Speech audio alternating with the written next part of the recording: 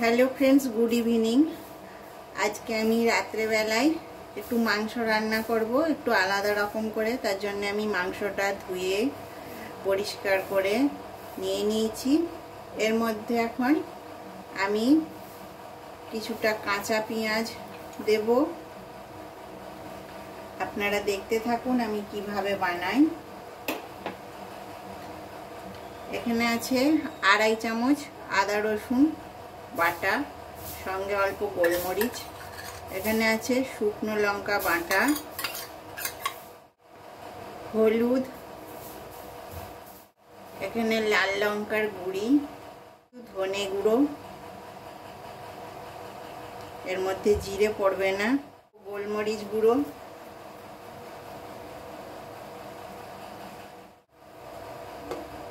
এবারে এটাকে আমি খুব ভালো করে মাখবো। সঙ্গে আমি দেব অল্প সর্ষের তেল। এটা কিন্তু অনেকক্ষণ ভালো করে মেখে নিতে হবে। তারপর আধা ঘন্টার জন্য আমি এটা রেখে দেব। তাহলে আমি এটা এখন মেখে নিচ্ছি। এটা আমি খুব ভালো করে মেখে নিয়েছি।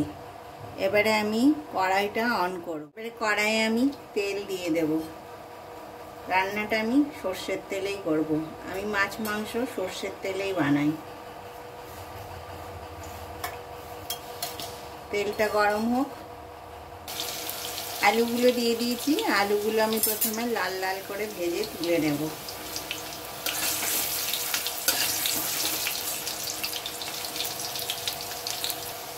আলুগুলো ভাজা হয়ে গেছে। আলুগুলো এখন আমি তুলে নেব। এভাবে লাল লাল করে আলুগুলো ভাজতে হবে।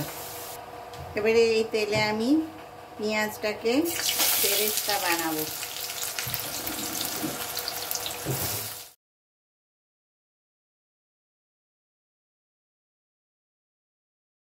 পেঁয়াজ বেরেস্তাটা আমার বানানো হয়ে গেছে। এখন পেঁয়াজ বেরেস্তাটা আমি তুলে নেব।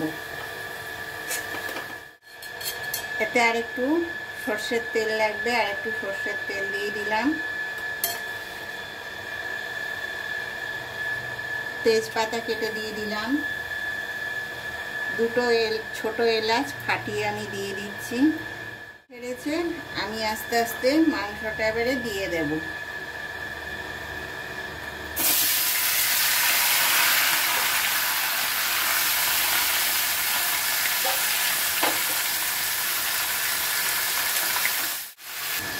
বাটি ধোয়া জলটা আমি দিয়ে দিলাম। এবারে আমি খুব ভালো করে কষতে থাকবো। নুন কিন্তু আমি এখন দিইনি, নুন আমি একটু পরে দেব। মাংসটা কষতে কষতে দেখুন কত জল বেরিয়ে আসছে। এই জলেই আমি এখন কষবো। যদি জল লাগে তবে খুবই সামান্য জল দিয়ে তখন কষবো। আমি নুনটা দিয়ে দেব পরিমাণ মতন নুন দেব। আপনারাও একবার এইভাবে মাংস বানিয়ে দেখবেন আমার মতন করে। আমি যেভাবে বানাচ্ছি আপনারাও এইভাবেই বানান অনেক সময়। তাও আমি যেভাবে বানাচ্ছি সেইভাবেই আমি দেখাচ্ছি। এটা ভাত, রুটি, পোলাও দুটোর সঙ্গেই খেতে, সব কিছুর সঙ্গেই খেতে খুব ভালো লাগে। তারপরে শুকনো শুকনো হবে তো রান্নাটা। এবারে আমি টমেটোটা দিয়ে দেব। টমেটোটা দিলে আবার এখন এর থেকে জল ছাড়বে, ওই জলেই কষা হবে। টমেটো দেওয়ার পরেও আমি জল দিই। দেখুন এখন টমেটোটা পুরো গলে গেছে, আর এখনো কত জল আছে। এবারে আমি আলুগুলো দিয়ে দেব। ভাজা আলুগুলো দিয়ে দিলাম। সঙ্গে আমি এই পেঁয়াজের বেরেস্তাটা দিয়ে দেব। তারপরে আবার কিছুক্ষণ এবারে ঢাকা দিয়ে আমি কষতে থাকবো। তাহলে মাংসটাও সেদ্ধ হতে থাকবে। আপনারা যারা আপনাদের মূল্যবান সময় থেকে বার করে আমার ভিডিওগুলো দেখেন তাদেরকে অসংখ্য ধন্যবাদ।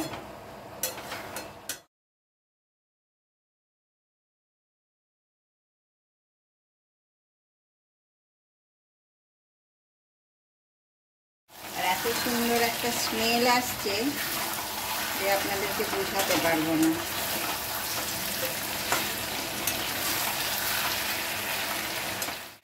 এখন আমি সেদ্ধ হওয়ার জন্য একটুখানি শুধু জল দেব।